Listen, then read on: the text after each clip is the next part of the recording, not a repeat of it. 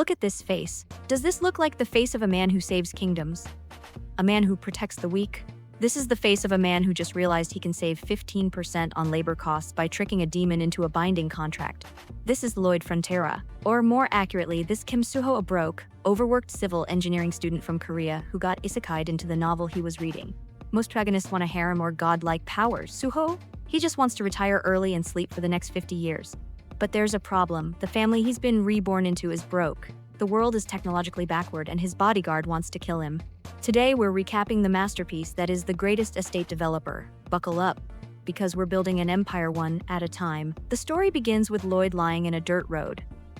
However, he is actually Suho, a civil engineer who has been transported into the novel he was reading. When he sees his bodyguard, he immediately recognizes him as Javier, the protagonist of the book.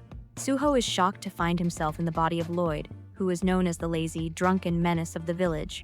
They return home where Javier informs him that he smashed the tavern's furniture while drunk before collapsing on the way back. As he settles in, Lloyd notices how cold the floor of their house is. He turns to Javier and asks, "Our family is in debt, right?" The next morning, Lloyd's mother meets him and asks if he wrecked the tavern the previous night. She tells him he must apologize this time, and to her surprise, Lloyd readily agrees. Both she and Javier are stunned by his uncharacteristic reaction. As Lloyd and Javier walk through the town, the villagers panic and avoid Lloyd because of how the original owner of the body treated them. Javier realizes that something about Lloyd changed the night before.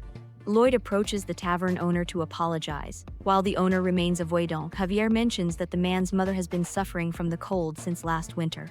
Lloyd realizes that even with a fireplace, the tavern remains freezing. Suddenly, an idea strikes him. If he builds a modern heating system, it will surely sell. While this would be impossible for the original Lloyd, it is the perfect task for Kim Suho, a civil engineering major. He believes this invention will be the key to paying off his family's debt. Lloyd tells Javier they are heading back to the tavern. Just then, a system window pops up, stating that he can acquire points by improving his relationships with key characters. Lloyd told Javier that he was really handsome, but Javier simply replied that he already knew, causing the relationship points to decrease. Lloyd then returned to the tavern carrying a contract, stating that he would pay for all the damages and construction costs. All the owner had to do was sign, but the man looked at him with deep suspicion. Seeing he had no choice, Lloyd used his special skill, being incredibly annoying. He intimidated the owner into trusting him, and the man signed quickly just to be done with it. With the first contract obtained, Lloyd let out a smirk. Javier asked if he was just planning new ways to be a headache, but Lloyd began digging, declaring, "I will make them smile, and their smiles will be the foundation for my money-making." Lloyd moved swiftly, digging and utilizing his knowledge as Kim Suho. He made it halfway through, but his body was weak. Javier was quietly impressed, even though the work had already taken a whole week. Lloyd continued to push his frail body until Javier suddenly grabbed his axe. Using the axe like a sword, Javier cut the wood into perfect planks. Impressed, Lloyd asked if he could handle the digging as well. He certainly knows how to use people. Together, they finally finished the project. When the owner and his mother tried it, they felt instant relief. The owner smiled, just as predicted. They were so impressed and glad that the relationship points finally went up. After a few days, people began lining up to try his build. Everyone was satisfied, and Lloyd began making offers to every villager. However, someone suddenly shouted at him, asking what the hell he was doing. It was his father, Arcus Frontera. Lloyd and his father sat at a long table to eat and talk. His father asked what he was up to this time, lecturing him that they should be protecting the people, not lying to or deceiving them. Lloyd countered that he was doing no such thing. He added that if his father had nothing left to say, he would leave. On his way out, Lloyd spotted two suspicious men who didn't even greet him.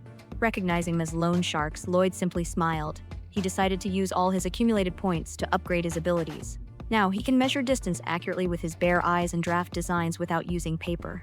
While thinking about the equipment from his old world, a system window suddenly popped up, stating that it is possible to summon tools, but he will need significantly more points to do so. To earn these points, he knew he had to help key characters. Meanwhile, the loan sharks threatened Lloyd's father, telling him to sell his whites to cover the debt. Lloyd cut in, asking if they thought it was okay to be so disrespectful just because they were creditors. He then cited the laws and articles of the kingdom, pointing out that they could not enter a noble's house without permission. Suddenly acting like a smart, protective son, Lloyd stood his ground. When the loan sharks refused to believe him, Lloyd called for Javier and ordered him to cut off the trespasser's arms. Terrified, the loan sharks chickened out at the last second and fled. His father shouted, asking what the hell he was doing and claiming he was only making the situation worse. In response, Lloyd simply placed a bag full of desk. His father immediately worried that he had extorted the money from the villagers, but Javier intervened. He explained that the money was clean and that he had been monitoring Lloyd the entire time. Because Javier is so trustworthy, his father was left speechless. Once they were outside, Javier asked how Lloyd knew such specific laws, admitting he thought Lloyd was ignorant. Lloyd brushed it off, saying he just found it somewhere. In reality, he remembered it from the novel. In the original story, after Lloyd's parents died, the loan shark smiled at their graves and used that exact law to justify his actions before beheading the loan sharks. By changing the outcome, Lloyd finally earned the points he wanted. Lloyd finally used his acquired points to attempt a summon. To his surprise, a hamster popped out of a portal in the air. Having expected a large, powerful monster, Lloyd looked at the creature and declared it a failure. The hamster, hurt by the comment, cried and sought Lloyd's attention for spitting out a paper. Pa Dong's manual. According to the manual, Pa Dong's form changes depending on the seeds he is fed. To test this, Lloyd fed Pa Dong a seed and asked how big he could get. Pa Dong grew 5 meters high and began demonstrating his abilities one by one.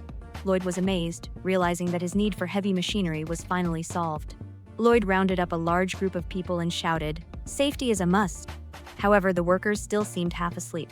A senior knight walked up to Lloyd and questioned what he was telling the troops. Lloyd immediately targeted him. He remembered from the novel that this knight was the first person to betray the Baron and the one who sold information to swindlers. The knight argued the military shouldn't be doing construction work, but Lloyd revealed he had his father's permission. When Lloyd warned the knight not to bother him or he'd get hit, the senior knight became visibly incensed. Lloyd continued to provoke him, eventually using his shovel to toss dirt at the man. Driven to Lloyd's constant pestering, the knight reached his limit. Lloyd then challenged him to a duel, and the knight barked back, "You'll regret it, you bastard." Javier asked Lloyd, "You will fight the knight in a month. Do you have the confidence to win?" Lloyd bluntly admitted that he did not.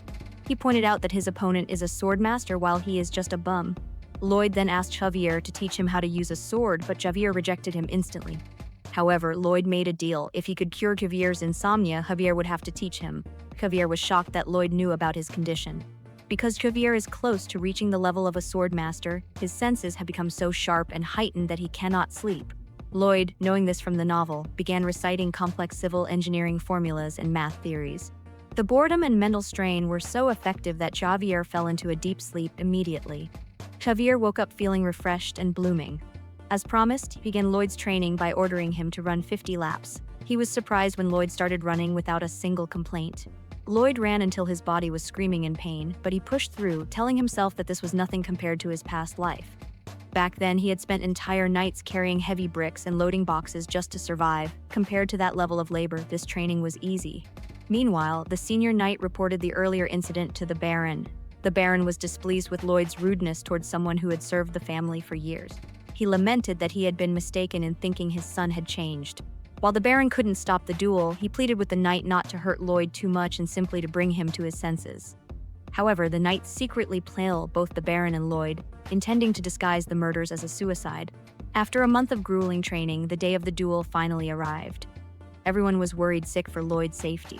But as the match began, Lloyd lifted his shovel instead of a sword and told the knight to be prepared to get hit. The crowd buzzed with confusion, whispering, "Is that a shovel? Is he really going to fight a senior knight like that?" The knight, feeling completely disrespected, was fuming with rage. As the duel began, both men took their stances. The knight barked, "What the hell is that stance? Are you mocking me?" and leaped forward to attack. To everyone's surprise, Lloyd easily deflected the strike. The knight swung again and again, but Lloyd parried every blow. He began demonstrating the versatility of the shovel, using it to defend, attack, and even hopping on it like a pogo stick to dodge. As the duel continued, the knight became overwhelmed, unable to land a single hit. Desperate and serious, the knight suddenly gadgeted and lunged at Lloyd one more time. Lloyd blocked the strike and used a hidden skill to absorb the knight's mana. From that moment on, it became a one-sided beating. The crowd went silent in shock. The Baron eventually announced that Lloyd was the winner, but Lloyd declared, "It's punishment time." Even as the Baron shouted that the duel was over and other soldiers rushed in to stop him, Lloyd continued to land blows. Javier, watching closely, noticed that Lloyd's expression remained eerily calm. He was hitting the knight in places that caused pain but no lasting damage, as if he had calculated everything in advance. The Baron pleaded with him to stop, saying, "Don't tarnish a knight's reputation any further." Lloyd replied, "If you're worried about reputation, you should check under your table." He revealed that there were letters hidden there, evidence of the knight's betrayal and his reports to swindlers about everything happening within the kingdom. The Baron grew weak as he realized the truth of the discovery. Lloyd suggested that instead of execution, the knight should be demoted to a normal soldier to atone for his sins. The knight actually smiled, relieved by the apparent mercy. However, Lloyd looked at him and said that would be his last smile. Lloyd fed Podong a seed, threw the hamster high into the air, and walked away. As the knight lay on the ground, the massive, transformed Podong came falling toward him. That was the true mercy Lloyd had in mind. Thank you for watching. Please like and subscribe and comment what manhwa should we recap next.